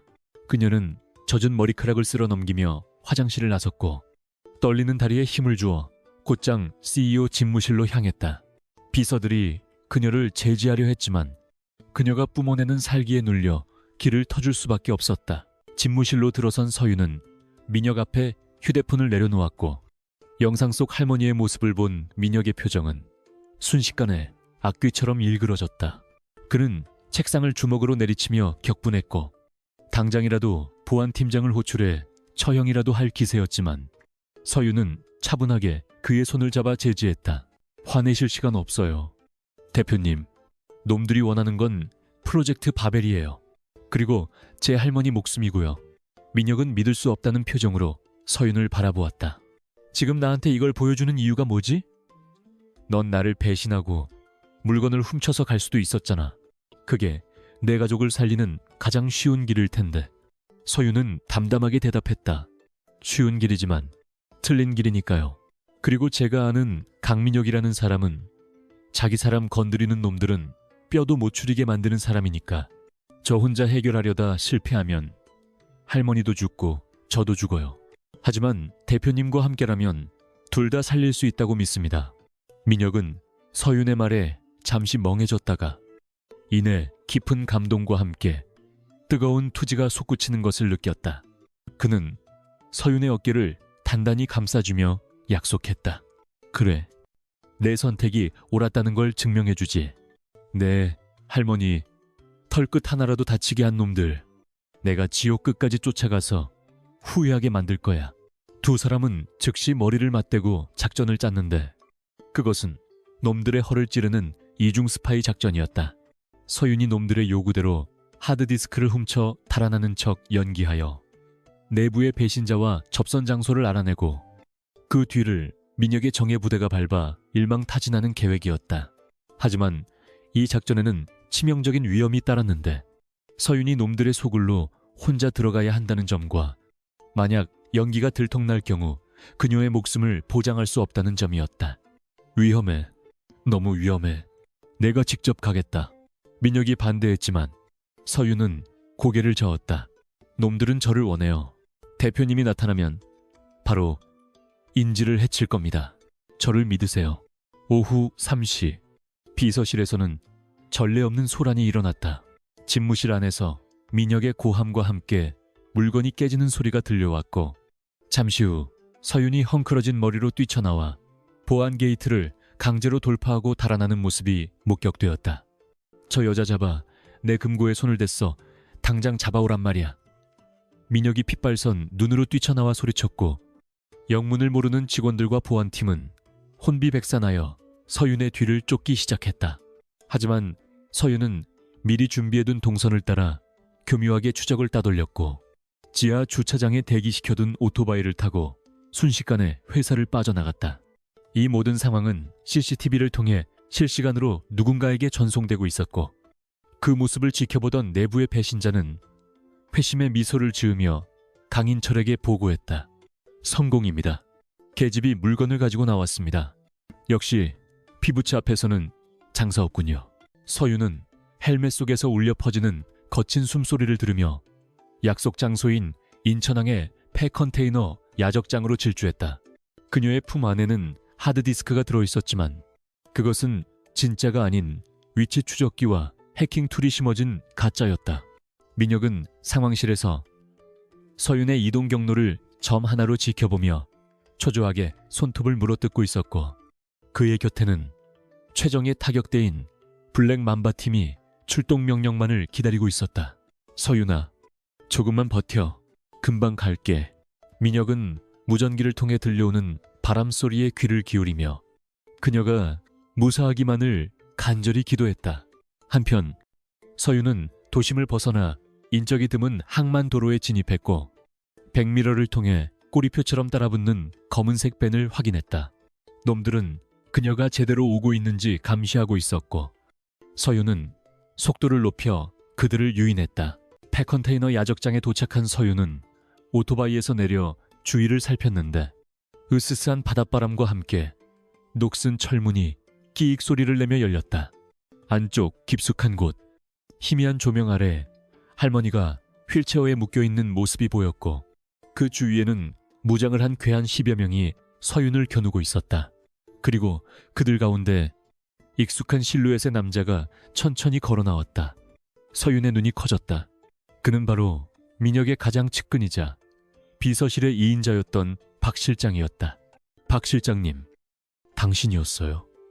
서윤의 물음에 박 실장은 비릿하게 웃으며 담배 연기를 내뿜었다. 미안하게 됐네. 한 비서, 줄을 잘 서야지. 침몰하는 배에 타고 있으면서 의리를 지키는 건 멍청한 짓이야. 물건은 가져왔나. 서윤은 배신감에 치를 떨었지만 침착하게 품에서 하드디스크를 꺼내 들었다. 할머니부터 보내줘요. 그럼 넘길게요. 박 실장은 손짓으로 부하들에게 신호를 보냈고 그중 한 명이 다가와 서윤의 손에서 하드디스크를 거칠게 낚아챘다. 그는 노트북에 하드디스크를 연결하고 데이터를 확인하는 척했지만 사실 그 순간 서윤이 심어둔 바이러스가 놈들의 네트워크에 침투하여 현장의 위치 정보와 그들이 나누는 대화 내용을 백산그룹 보안 서버로 실시간 전송하기 시작했다. 확인됐습니다. 진본입니다. 부하의 보고에 박 실장은 만족스러운 듯 웃음을 터뜨렸다. 잘했어. 이제 넌 쓸모가 없군. 아, 할머니는 걱정 마. 저승 가는 길 외롭지 않게 같이 보내줄 테니까. 박 실장의 잔인한 말에 서윤은 주먹을 꽉 쥐었다. 약속이 다르잖아요. 범죄자랑 약속을 믿다니. 순진하긴.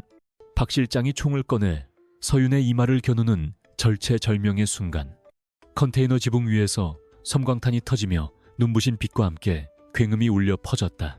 고개 숙여 익숙한 목소리가 들림과 동시에 서윤은 반사적으로 몸을 날려 할머니의 휠체어를 덮쳤다. 유리창이 깨지며 레페를 타고 내려온 블랙맘바 팀원들이 순식간에 현장을 제압하기 시작했고, 입구 쪽에서는 방탄조끼를 입은 강민혁이 권총을 든 채 성난사자처럼 뛰어들어왔다. 박동진 내놈이 감히 민혁의 외침에 박 실장은 당황하여 뒷걸음질 치다 응사하려 했지만 민혁의 사격 솜씨가 훨씬 빨랐다. 민혁의 총구에서 불이 뿜어졌고 박 실장은 오른쪽 어깨를 부여잡고 비명을 지르며 쓰러졌다. 현장은 아수라장이 되었고 총격전이 벌어지는 혼란 속에서도 서윤은 침착하게 할머니의 결박을 풀고 안전한 곳으로 이동시켰다. 그녀는 두려움에 떠는 할머니를 안심시키며 자신의 손에 들린 3단봉을 펼쳐들었다. 이제는 도망칠 때가 아니라 맞서 싸워 이 악연을 끊어낼 때였다. 민혁은 쓰러진 적들을 넘어 서윤에게 달려왔고 그녀와 할머니가 무사한 것을 확인하자 안도의 한숨을 내쉬었다. 하지만 상황은 아직 끝나지 않았다. 궁지에 몰린 박 실장이 피를 흘리면서도 기폭장치로 보이는 리모컨을 꺼내 들고 악을 쓰며 웃어댔기 때문이었다. 다 같이 죽자. 이곳에는 시사가 설치되어 있어 내가 버튼을 누르면 여기 있는 전원 다 잿더미가 되는 거야. 그의 광기 어린 위협에 특공대원들도 멈칫하며 총구를 내릴 수밖에 없었다. 정적이 흐르는 가운데 민혁이 천천히 앞으로 나섰다. 눌러봐. 네가 그럴 배짱이 있다면. 민혁의 도발에 박 실장의 손이 떨렸다. 오지마. 진짜 누를 거야. 그때 서윤이 민혁의 뒤에서 조용히 귓속말을 건넸다. 대표님, 놈의 시선을 3초만 끌어주세요. 저 리모컨 가짜거나 불발일 확률이 높아요. 제가 확인한 회로도에는 기폭장치가 연결되어 있지 않았어요. 서윤의 분석은 도박에 가까웠지만 민혁은 그녀를 전적으로 신뢰했다. 그는 끄덕임없이 눈빛으로 신호를 보냈고 다시 박 실장을 향해 소리쳤다. 네가 섬기던 강인철이 널 구하러 올 것 같나? 넌 그저 쓰다 버리는 카드일 뿐이야. 민혁의 말이 박 실장의 심리를 흔드는 찰나의 순간 서윤은 바닥에 떨어져 있던 쇠파이프를 발로 차서 박 실장의 손을 정확히 가격했다. 박 실장이 고통의 리모컨을 놓치자 민혁이 맹수처럼 달려들어 그를 제압하고 얼굴에 주먹을 꽂았다. 리모컨은 바닥에 떨어져 뒹굴었지만 폭발은 일어나지 않았다. 서윤의 예측대로 그것은 허세에 불과했던 것이다. 상황이 종료되고 경찰 사이렌 소리가 멀리서 들려오자 민혁은 거친 숨을 몰아쉬며 서윤을 돌아보았다. 그녀는 먼지와 땀으로 범벅이 된 채 할머니를 안고 있었지만 그 모습이 그 어떤 명품을 걸친 귀부인보다 아름답고 고귀해 보였다. 모든 것이 정리된 후 병원으로 이송되는 구급차 앞에서 민혁은 서윤의 손을 잡았다. 그의 손은 아직도 미세하게 떨리고 있었다. 고맙다. 그리고 미안하다. 나 때문에 이런 꼴을 당하게 해서. 서윤은 그의 손을 뿌리치지 않고 가만히 바라보았다. 대표님 탓이 아니에요. 썩은 살을 도려내는 과정이었을 뿐이죠. 그리고 저도 고마워요. 저를 믿고 와줘서. 두 사람 사이에는 말로 설명할 수 없는 깊은 유대감이 형성되었고 그것은 단순한 고용주와 고용인의 관계를 넘어 생사를 함께한 전우애 혹은 그 이상의 감정으로 발전하고 있었다. 하지만 그들은 알고 있었다. 박 실장은 꼬리일 뿐 진짜 몸통인 강인철 부회장은 아직 건재하며 이 실패로 인해 더 독하고 잔인한 방법을 동원할 것이라는 사실을 오늘 밤의 승리는 전쟁의 끝이 아니라 더 거대한 폭풍의 시작일 뿐이었다. 박 실장의 체포는 백산그룹을 뒤흔든 거대한 음모의 꼬리를 잡은 것에 불과했고 강민혁은 이 기세를 몰아 몸통인 강인철 부회장을 단죄하기 위한 마지막 사냥을 준비했다. 경찰 조사실에서 박 실장은 처음에는 입을 굳게 다물었으나 서윤이 제시한 빼도 박도 못하는 통화 녹취록과 자금 세탁 증거들 그리고 무엇보다 그가 토사구팽 당했다는 명백한 정황 앞에서 결국 무너져 내렸다. 그는 강인철이 그날 밤 해외로 도피하기 전 경기도 외곽에 위치한 위장 데이터 센터에서 프로젝트 바벨의 모든 원본 데이터를 영구 삭제하고 그룹의 비자금을 암호화폐로 환전하려 한다는 사실을 자백했다.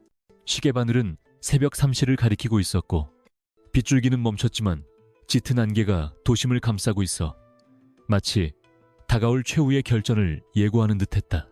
민혁은 지체할 시간이 없음을 깨닫고 즉시 정예 요원들을 소집했고 방탄조끼를 착용하며 서윤을 바라보았다. 이번엔 정말 위험해. 놈은 쥐새끼가 아니라 굶주린 늑대야. 넌 본사에 남아서 상황실을 지휘해.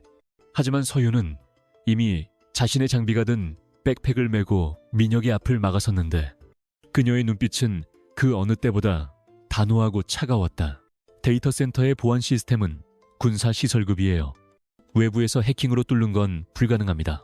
물리적으로 접속해서 킬 스위치를 막을 사람이 필요해요. 그게 가능한 사람은 저뿐입니다.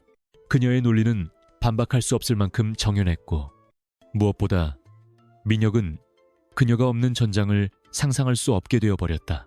좋아. 대신 내 등 뒤에서 한 발자국도 떨어지지 마. 이건 명령이야. 민혁은 그녀에게 최신형 이어피스를 건네주었고 두 사람은 검은색 전술 차량에 몸을 실었다. 차량 행렬이 안개를 뚫고 고속도로를 질주하는 동안 서윤은 노트북을 열어 데이터 센터의 구조도를 분석하고 침투 경로를 시뮬레이션했다. 그녀의 손끝에서 그려지는 작전 지도는 단순한 공학적 설계가 아니라 생사를 가르는 전장의 청사진이었다. 강인철의 비밀 데이터 센터는 겉보기엔 평범한 물류창고처럼 보였지만 열 감지 카메라와 무장 경비원들이 겹겹이 둘러싸고 있는 요새였다. 민혁의 섀도우 팀과 경찰 특공대는 조용히 외곽 경비를 제압하며 포위망을 좁혀 들어갔고 민혁과 서윤은 건물 후면의 환기구를 통해 내부 진입을 시도했다. 서윤이 미리 해킹해둔 보안 코드로 전자도락을 무력화시키자 육중한 철문이 소리 없이 열렸다. 내부로 들어서자마자 차가운 냉기와 함께 윙윙거리는 서버의 팬 소음이 고막을 때렸고 미로처럼 얽힌 복도 곳곳에는 강인철의 사설 용병들이 순찰을 돌고 있었다. 민혁은 수신호로 팀원들에게 위치를 지정해주며 전진했고 서윤은 벽에 부착된 단말기에 접속하여 CCTV 영상을 루프시키고 경보 시스템을 잠재우는 역할을 수행했다. 두 사람의 호흡은 마치 오랫동안 손발을 맞춰온 파트너처럼 완벽했고 그들은 그림자처럼 은밀하게 적의 심장부인 메인 서버실로 다가갔다. 그러나 그들이 메인 서버실 앞 복도에 다다랐을 때 예상치 못한 복병을 만났는데 강인철이 고용한 엘리트 용병 부대장이 그들의 기척을 눈치채고 매복하고 있었던 것이다. 여기까지 오다니 끈질긴 놈들이군. 용병 대장의 신호와 함께 사방에서 총탄이 빗발쳤고 민혁은 서윤을 감싸 안으며 콘크리트 기둥 뒤로 몸을 날렸다. 좁은 복도에서 치열한 교전이 벌어졌고 화약 냄새와 콘크리트 파편이 난무하는 아비규환의 상황이 펼쳐졌다. 민혁은 정확한 사격 솜씨로 적들을 하나둘씩 쓰러뜨렸지만 적의 화력은 압도적이었다. 서윤아, 30방향 배전반 적을 터뜨려. 민혁의 외침에 서윤은 주저없이 소형 EMP 수류탄을 던졌고 펑 하는 소리와 함께 복도의 모든 조명이 꺼지며 암흑천지가 되었다.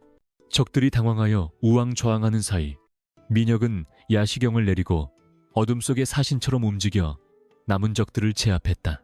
마침내 서버실 문을 폭파하고 들이닥쳤을 때 그곳에는 강인철이 광기 어린 눈으로 메인 컴퓨터 앞에 서 있었다. 모니터 화면에는 데이터 삭제 진행 중 85%라는 붉은 경고창이 떠 있었고 그는 민혁 일행을 보자마자 비릿한 웃음을 터뜨렸다. 늦었어. 조카님. 1분 뒤면 백산의 모든 치부는 사라지고 나는 깨끗한 돈을 들고 이 나라를 뜰 것이다. 강인철은 한 손에는 권총을, 다른 한 손에는 서버의 과부하를 유도하여 폭발시킬 수 있는 기폭장치를 쥐고 있었다. 민혁은 총구를 그에게 겨누며 천천히 다가갔다. 포기해. 숙부님, 건물은 이미 포위됐고 당신이 갈 곳은 감옥뿐이야. 하지만 강인철은 물러서지 않았다. 내가 감옥에 갈 것 같나? 내가 무너지면 백산도 무너지는 거야. 그는 기폭장치의 버튼에 손가락을 걸며 위협했고 그 팽팽한 대치 상황 속에서 서윤은 조용히 서버렉 뒤쪽으로 몸을 숨겼다. 서윤의 목표는 강인철이 아니라 메인 콘솔이었다. 그녀는 민혁이 강인철의 시선을 끄는 동안 바닥을 기어서 콘솔 하단에 있는 비상 접속 포트에 접근했다. 그녀의 노트북을 케이블에 연결하자마자 복잡한 암호화 코드가 화면을 가득 채웠고 그녀는 삭제 프로세스를 중단시키기 위해 미친 듯이 타자를 치기 시작했다.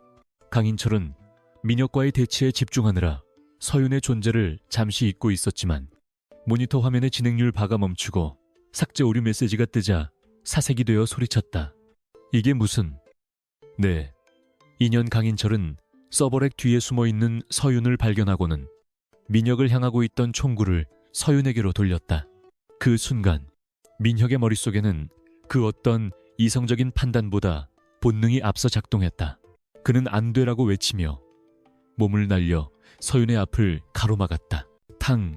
둔탁한 파열음이 서버실의 정적을 찢어 놓았고 민혁의 왼쪽 어깨에서 붉은 피가 솟구쳤다.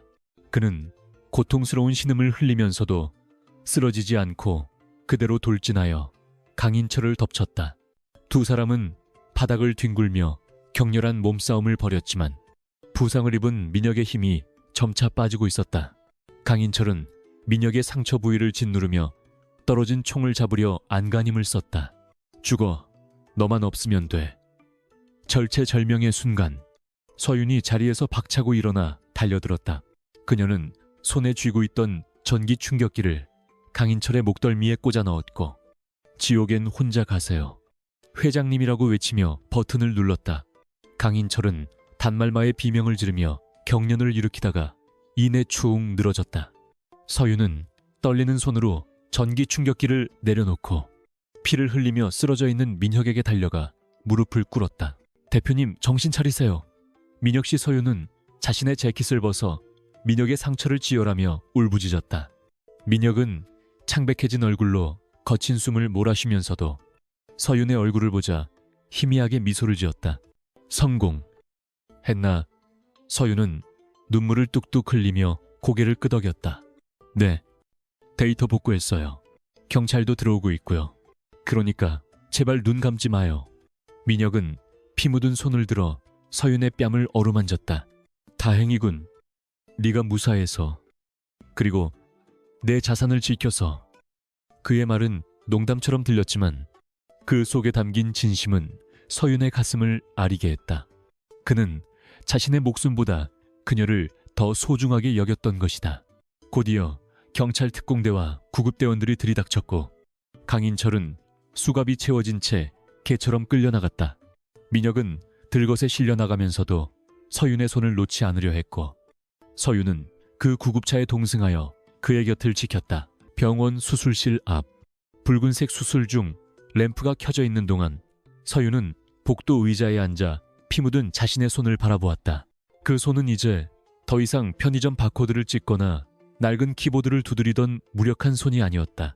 그녀는 대한민국 최고의 권력을 가진 남자를 구했고 거대 악을 무너뜨렸다. 하지만 그 승리감보다 더 크게 다가오는 것은 민혁을 잃을지도 모른다는 공포였다. 몇 시간이 지났을까? 수술실 문이 열리고 의사가 나왔다. 총알이 어깨 관통상을 입혔지만 다행히 주요 신경과 동맥은 피했습니다. 생명에는 지장이 없습니다. 그 말을 듣는 순간 서윤은 긴장이 풀리며 다리가 풀려 주저앉고 말았다. 그녀는 하염없이 흐르는 눈물을 닦으며 자신이 민혁에게 느끼는 감정이 단순한 파트너십을 넘어섰음을 인정할 수밖에 없었다.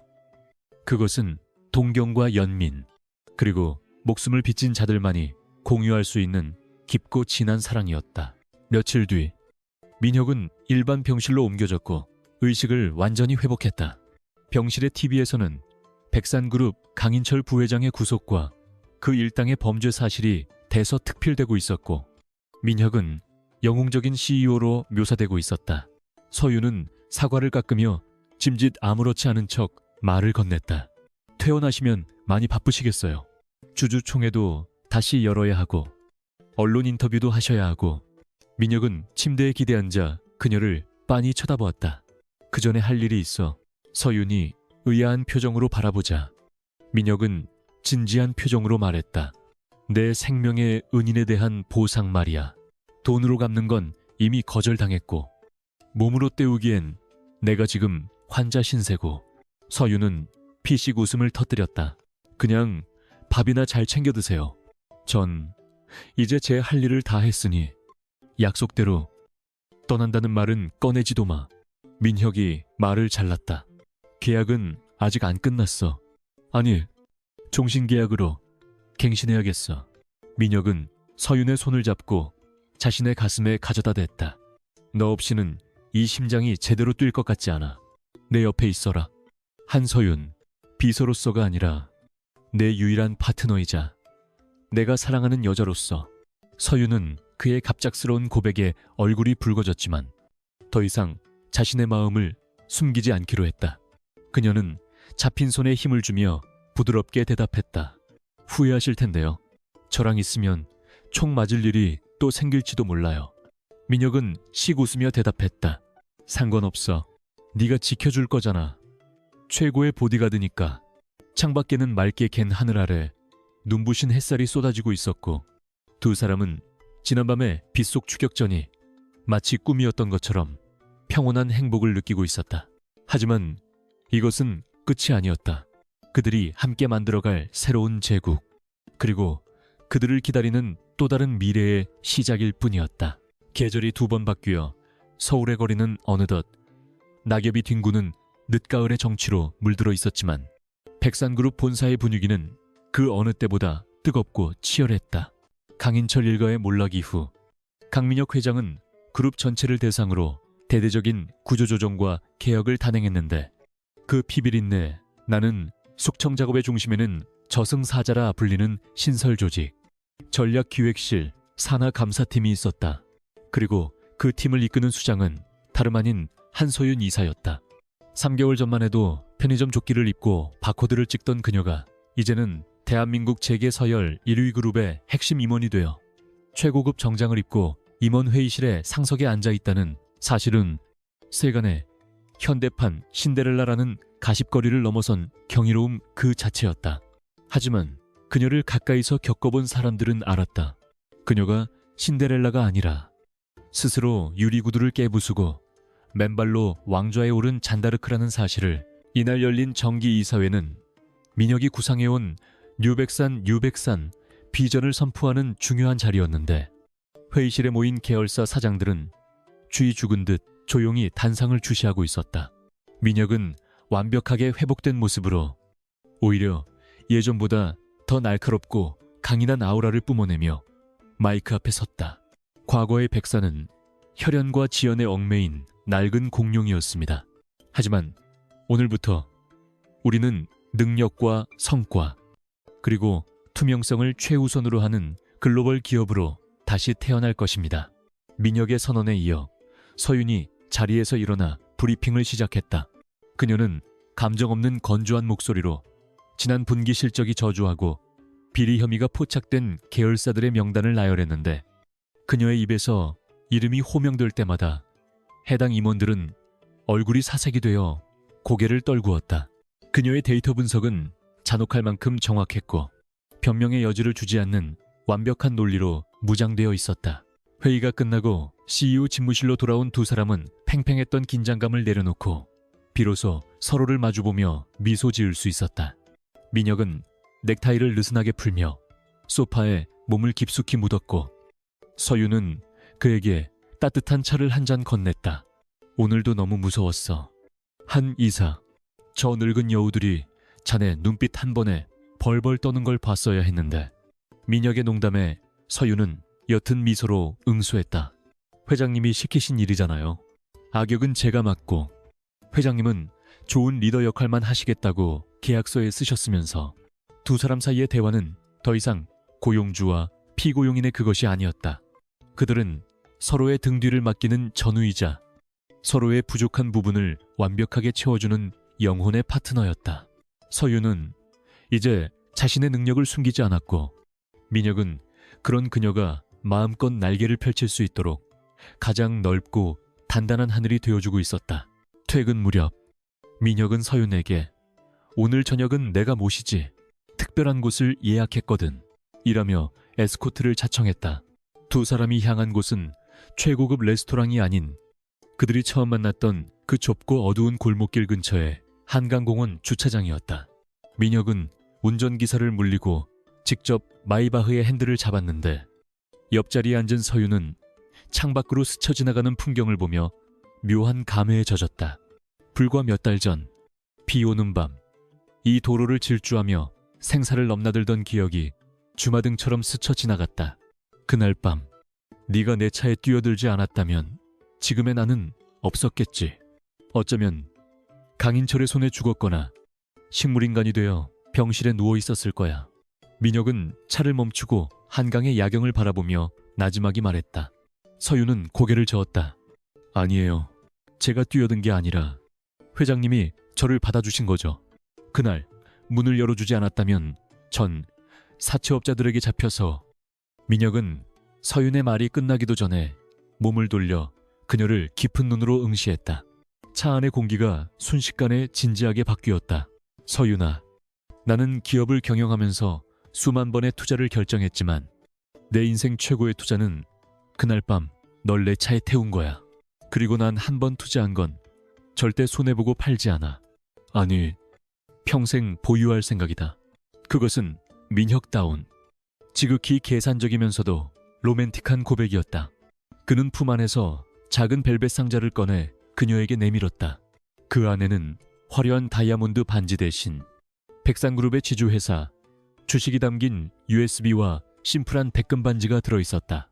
이건 내 자산의 일부이자 내 목숨값이야. 그리고 이 반지는 내 마음이고 나랑 같이 가자. 서윤아, 도망치지 말고 숨지도 말고 이제 내가 너를 세상 가장 높은 곳에 세워줄게. 서윤은 눈시울이 붉어진 채 반지를 바라보았다. 그녀는 평생을 가난과 빚 그리고 위협 속에서 도망치며 살아왔다. 누군가에게 정착한다는 것, 누군가를 온전히 믿는다는 것은 그녀에게 사치이자 공포였다. 하지만 지금 눈앞에 있는 이 남자는 그녀의 가장 추한 밑바닥부터 가장 빛나는 능력까지 모든 것을 있는 그대로 인정해주고 사랑해준 유일한 사람이었다. 서유는 떨리는 손으로 반지를 집어들었다. 후회 안 하시겠어요?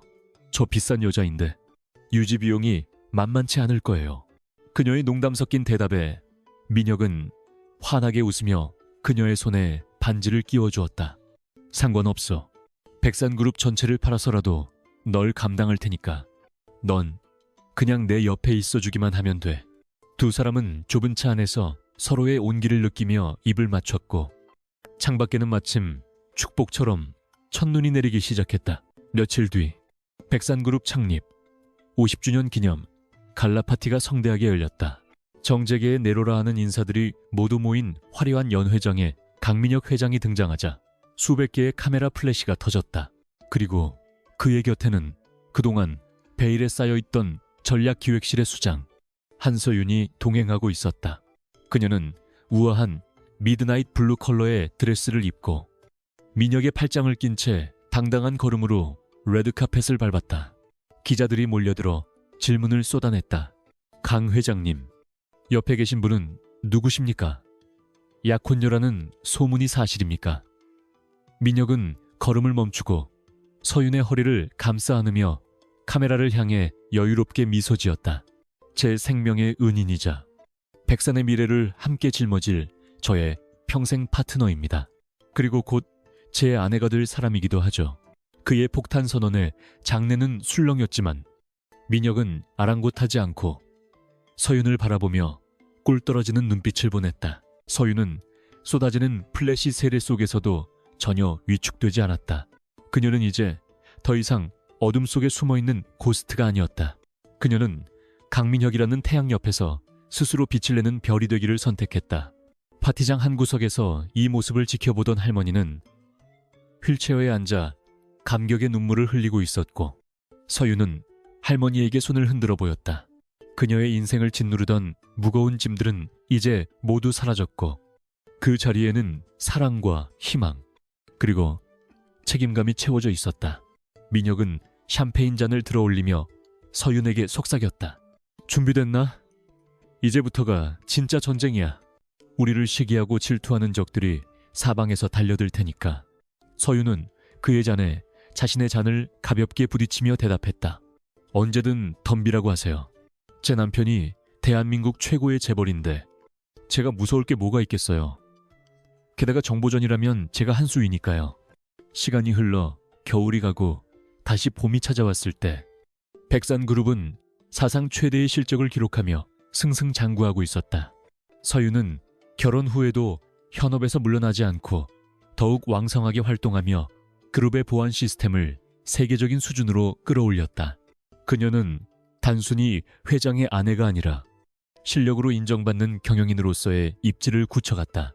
어느 비오는 밤, 민혁과 서유는 일정을 마치고 집으로 돌아가는 길에 다시 마이바흐 뒷좌석에 나란히 앉아 있었다. 빗방울이 차창을 두드리는 소리가 마치 그날 밤의 기억을 소환하는 듯했다. 민혁은 피곤에 지쳐 잠든 서윤의 머리를 자신의 어깨에 기대게 하고 그녀의 손을 꼭 잡았다. 그녀의 손가락에 끼워진 반지가 가로등 불빛을 받아 영롱하게 빛나고 있었다. 도망치면 평생 쫓아가겠다고 했지. 이제 그럴 필요가 없어졌군. 네가 스스로 내 철창 안에 들어와 주었으니까. 민혁은 잠든 그녀의 이마에 입을 맞추며 혼잣말처럼 속삭였다. 서유는 잠결에도 그의 온기를 느끼며 희미하게 미소 지었다. 그녀는 꿈속에서도 그와 함께 달리고 있었다.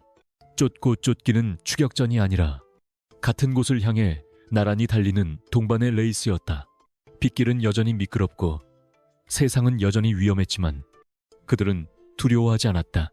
서로가 서로의 안전벨트이자 에어백이었고 가장 강력한 엔진이었기 때문이었다. 차는 빗속을 뚫고 그들의 보금자리로 향했고 그 뒷모습은 그 어떤 영화의 한 장면보다 아름답고 완벽한 해피엔딩을 그리고 있었다.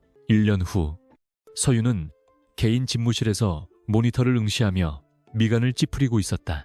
화면에는 백산그룹의 서버를 공격하려는 외부 해커의 침입 시도가 감지되고 있었다. 귀여운 놈들이네. 감히 내 구역에 발을 들여. 그녀의 손가락이 키보드 위를 날아다니며 역추적 코드를 심었고 불과 10초 만에 해커의 컴퓨터를 다운시켜버렸다. 그때 집무실 문이 열리며 민혁이 들어왔다. 그의 손에는 도시락 가방이 들려 있었다. 여보, 밥 먹고 해. 태교에 안 좋아. 우리 축복이가 엄마 닮아서 성격 급하게 나오면 어쩌려고 그래.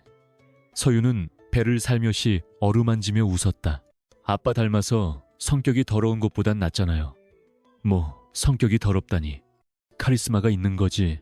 두 사람은 투닥거리며 도시락을 열었다. 창밖에는 맑은 햇살이 쏟아지고 있었고 서울 시내 전광판에는 세계에서 가장 영향력 있는 부부로 선정된 강민혁과 한서윤의 사진이 크게 걸려 있었다.